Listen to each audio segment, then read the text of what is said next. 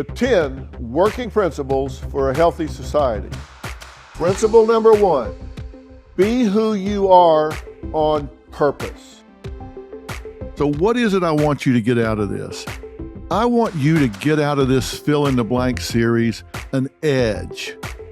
I want you to get an edge in your life. And here's the first edge I want you to get. I want you to be able to figure out who you are and how you got to be who you are, where you are. Now think about that. You know what you do. You know what your job is. You're a mom, you're a dad, but you're a baker, a candlestick maker, you're an accountant or an architect or a teacher. That's what you do. That's not who you are. So I want you to know who you are, and more importantly, how you got to be there. And I'm going to tell you how we're going to figure this out. All right, now to help you figure out that distinction, I've got to give you some tools to do that, okay? The first thing I'm going to ask you to do is move your position. To understand what I mean by that, I want you to fill this sentence in for me. How would you complete this sentence? I would rather be right than blank. Think about that. I'd rather be right than blank. Now, I guarantee you 90% plus of you finished that sentence this way. You said, I'd rather be right than wrong. Of course, you'd rather be right than wrong. Nobody wants to be wrong. If you're in an argument or you're picking out something, you always want to be right. So you'd finish that sentence, I'd rather be right than wrong. I want you to move your position just for the time that you're listening to me today and for the rest of this Living by Design series. What I want you to do is think about it differently. I want you to finish the sentence this way. I don't want you to say, I'd rather be right than wrong. What I want you to say is, I would rather be happy than right.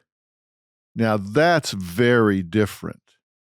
I would rather be happy than right. Look, we have enough right fighters. We got enough people out there that are right. They're always right, always got to be right. God, don't you get sick of those people that are right all the time. I don't want you to be one of those. I don't want you to be right. I want you to be happy.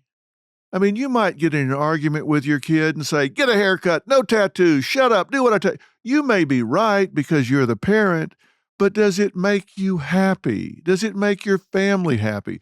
So I'm going to ask you to move your position just for the time we're talking.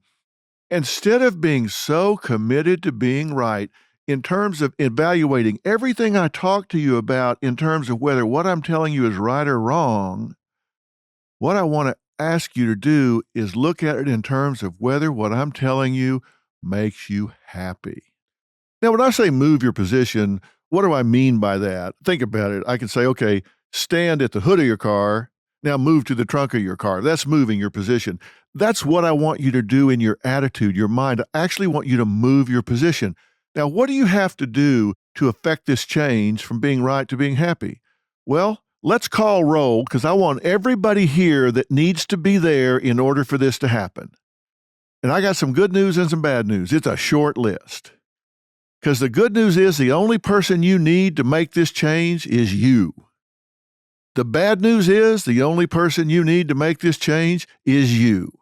Now, why is that bad news? Because you can't blame anybody. You're not a victim. You can't say, well, my wife's got to change. My husband's got... No, they don't. No, they don't. They can do whatever they want to do. You have to be the one that changes your attitude. Maybe they'll change, maybe they won't. But when I call roll on who needs to be involved for you to stop being right and start being happy, you're the only one that's involved. You're the only one that you control. And doesn't that work out well? You're the only one you need to control to change from being right to being happy. So let's just get this right. If you're going to live by design, the design is for you. Everybody else you can inspire. I mean, you can get them all excited. Maybe they want to follow you, maybe they don't. But the only person you control is you. So let's clean your house first. We'll worry about everybody else later. By the way, that's always been the case. You have always been the only person you've ever controlled, and you have been doing it on purpose. You may not have thought you were, but you have always done this on purpose. Lori Gottlieb is a psychotherapist. She's a New York Times bestselling author. And in addition to her clinical practice, she's co-host of the popular Dear Therapist podcast, which is produced by my good friend Katie Couric. She also writes the Atlantic's weekly Dear Therapist advice column. We shoot in Hollywood, as you know, having been here. I ask people a lot, if you were going to write a script for the rest of your life, what would you want it to be? You know what you're living, you know what you're suffering, but if you were just king or queen in the forest and you could write the script for the rest of your life, what would it be? And it is very sad to see that they have a really difficult time envisioning being the star in their own life. Who's going to star in your life if it's not you?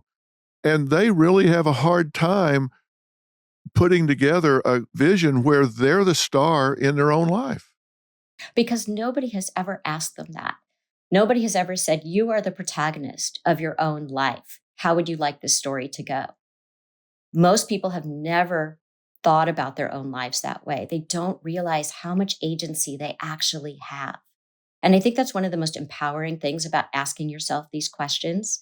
In my TED Talk, I get up on the stage and I say, we're all going to die. That's something that I say to people. And I find that it really motivates people to know that life has a 100% mortality rate. It's not for other people. Every single one of us is going to die.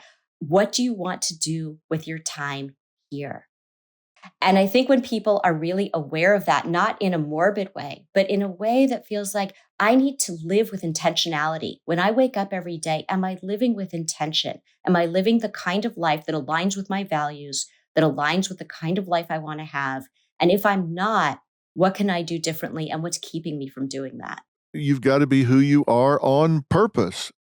I love that you talk to people about that and challenge them to write this up, figure out how they want to be in a new narrative and do what they want to do. And it's not about abandoning their lives. You don't have to leave everything. You just change the way you are. You're not going to drop your kids off at the mall and say, I want a new life, and just leave them there.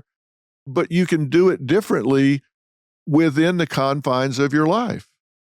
Yeah, absolutely. And there's a woman that I write about in the book who is about to turn 70 and feels like that, kind of the runway is behind her and she doesn't know what she can change at this point. And she goes through extraordinary change. So I think it's never too late to change. And I feel like it's being really aware of how we're living our lives is important at any age. It's not just, oh, let's look at the runway behind us. I think, we should be teaching that to our kids. Live with intention, be clear about what you want, who you are, what is authentic to you, the kinds of relationships you want to have with others, the kind of relationship you want to have to yourself. That's important for all of us. And that's what I think you and I are both trying to do in our work. I also feel like people have the answers. They just don't necessarily have access to them. And our job is to help them access the answers that they already have. We're seeing spikes in depression, anxiety, loneliness with our kids. We're seeing adults that are intimidated by what they used to take for granted in terms of social interaction and the competition of career. I think people thought when the quarantine was lifted, it was going to be like that scene from Greece when it was the last day of school and those doors flew open and they all ran out into the carnival and everybody was dancing and singing like, oh, it's over, we're free. And it hasn't been that way at all. A lot of people are feeling trepidation and resisting a little bit, having fear, getting back into things that once was like falling off a log. What do you think people need to say to themselves as they transition back into a fully functioning world? Well, I think that people have to realize that we've all been through a big change and everybody has reacted differently and everybody's had different circumstances. And I think we need to allow for that. I think that, we've talked about this collective trauma, but it's been different for different people. And so, and people are going to have different feelings about what it means to transition to something that feels more normal, but isn't quite normal because COVID is still here.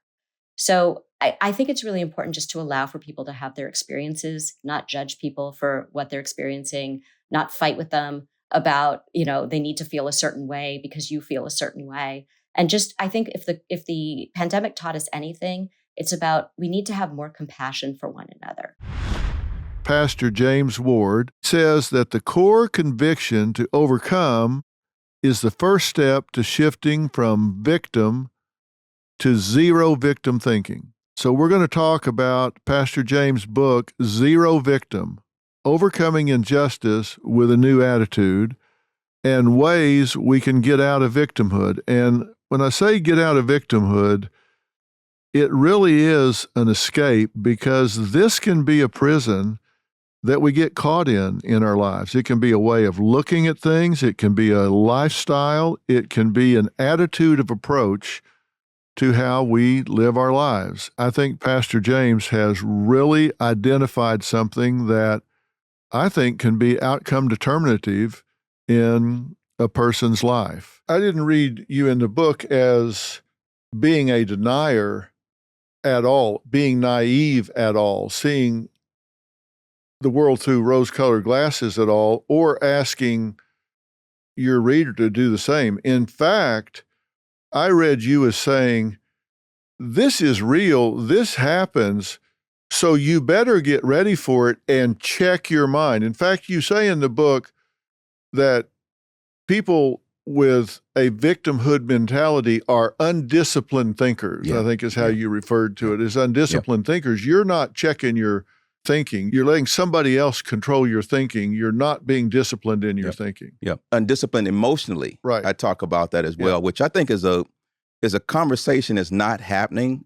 And I just want to be clear, we're not being condescending to people at all. But I think that people who are undisciplined emotionally are all over the nation right now. I think that this is the problem. I don't think that times are getting harder.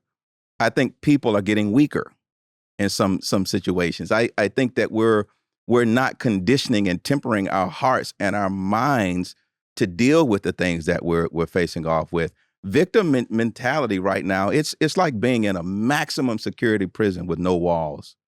And now all of a sudden we're creating safe spaces and all these kinds of things for people to retreat to, because we're not building better people. We're not tempering our emotional thresholds, in the workforce. I mean, we'll check a resume. Where'd you go to school? How did you score on the LSAT, the GMAT, the GRE?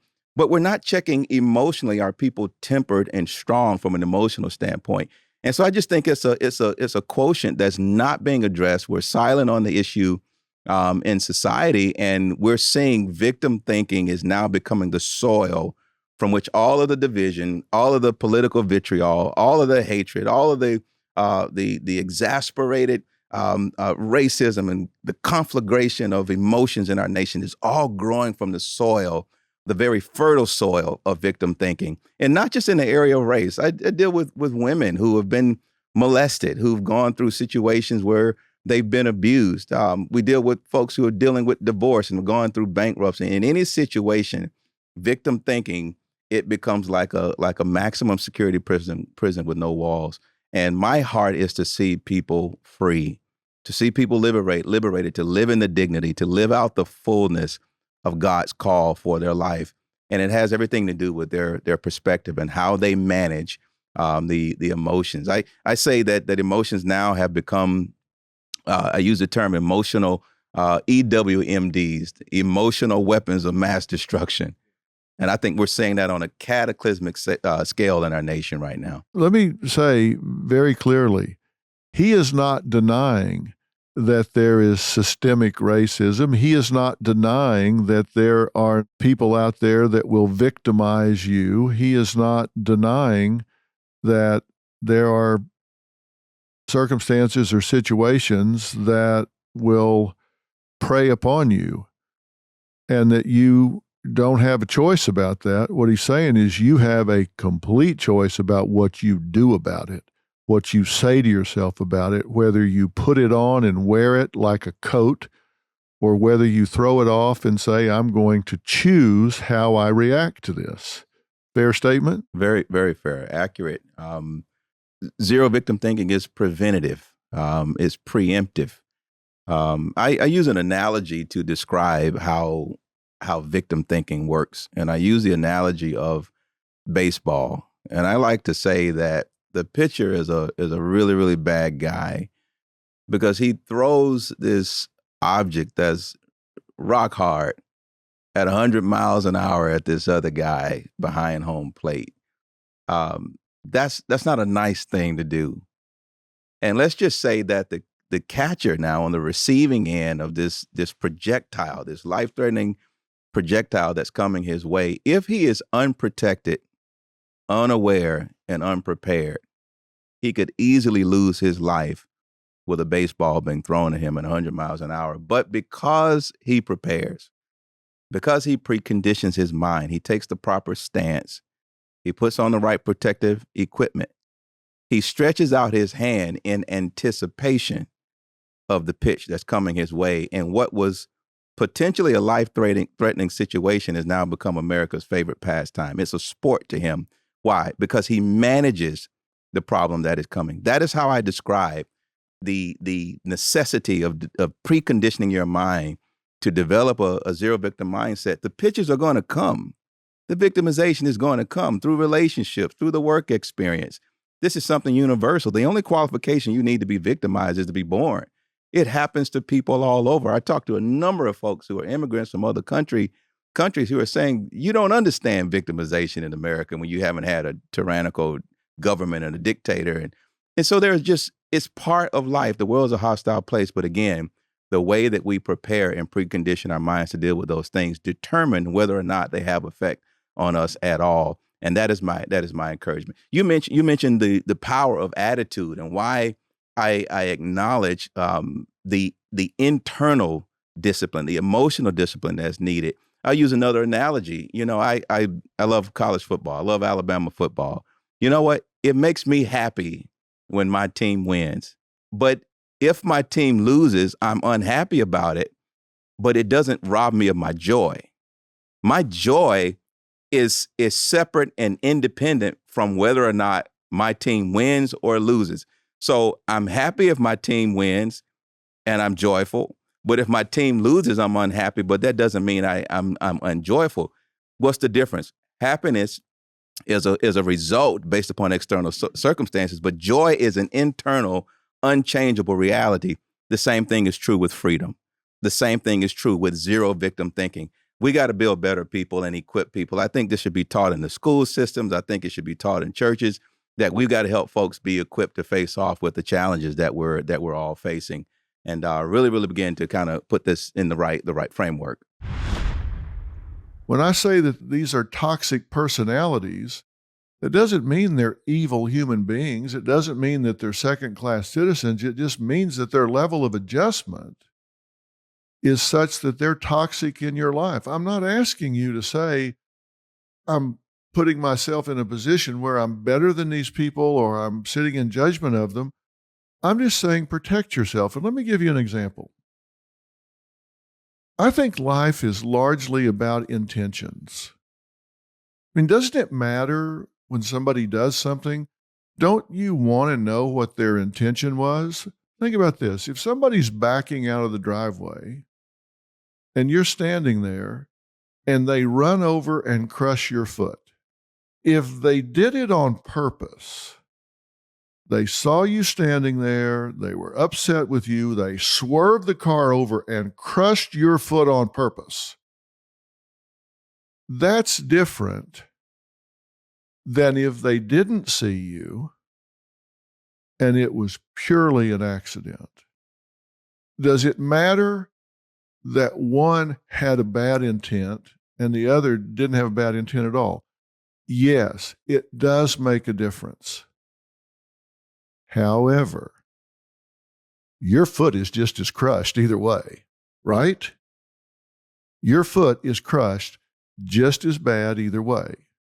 Now, I had a friend in my life when I was growing up, and this guy I'm telling you, it was like he had a cloud over his head. It just seemed like drama followed him around. No matter what happened, no matter where we went, it just seemed like something bad always happened. Something got broken, a fight broke out, conflict. We could be at the Y swimming. Before you know it, he's involved in somebody hitting their head on the diving board. Did he push him? No, but was he involved? Yes. We would ride our motorcycles and there would be a crash. I mean, did he crash the other motorcycles? No. But was he involved in the crash? Yes. It was like he was always in the middle of catastrophe. Now, here's the thing. And my mother said this to me real clearly. She said, look, he's a good kid. There's no question about it. But I'm telling you, you hang around with him. It's not a matter of if, it's a matter of when. It's not a matter of if you're going to get caught up and be in the crash, be in the drama, get in the fight. It's the matter of when it's going to happen, not if. Doesn't mean he's a bad person. It just seems to follow him around. Now, it would be indiscreet for me to say his name, JoJo, and she was right.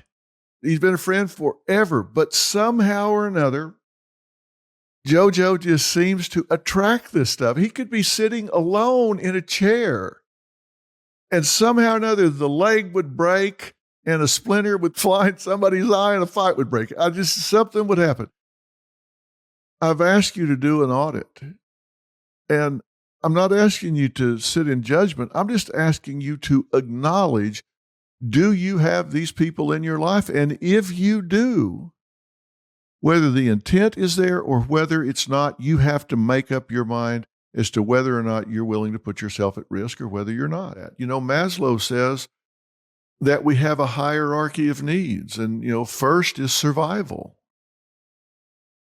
And until we have that covered, we're not interested in much else. But when we have all of these different things covered, then we start thinking about actualization, where we start thinking about helping other people, giving to other people. Maybe you're at that point where you want to define your uniqueness in what you can do for other people. I'm just saying, I'm not trying to tell you what your currency is. I'm asking you to define what your currency is. And once you decide, okay, I know what my image is. I know who I am. And part of that image is the right to set up boundaries and get these toxic people out of my life. It doesn't matter whether they meant well or not. They're not working for me. It's not helping me in the pursuit of healthy goals. These people, maybe they'll work for somebody else. They don't work for me. Our chemistry isn't right. We don't click. Maybe they're just bad intent people, and you damn sure need to get rid of them. But you have the right to control your relationships and get people out of your life. That's part of your image. Control your relationships. Some people say, oh, I don't want to talk to this person because when you say hello, it's going to be an hour. You know what? If that's true, you're not running your own life. Because you should be able to say, hey, it was good seeing you. Sorry, I can't visit right now. I got to go. And they go, oh, well, and get offended. Well, then let them get offended. If you need to go to pick up your kids, you don't need to hide in a broom closet when you see this person coming because they yammer on forever. Take control of your life. Don't hide. When you see them, say hi. And they go, oh, I'm so glad to see you. I need to tell you something. Hold that thought. I don't have time to visit right now. I need to go pick up my kids, so I will see you later. Control your own relationships. Don't be a victim. That's part of this image I'm wanting you to take control of your life. Part of your image is you have the right to set boundaries. You have the right to control your relationships. You have the right to get these toxic people out of your life. That's very, very important. That's part of your image. Part of your image is deciding what it is that's unique about you. Part of your image is deciding what your currency is. And then once you know those things, and you say, okay, he wants me to star in my own life, what's my plan?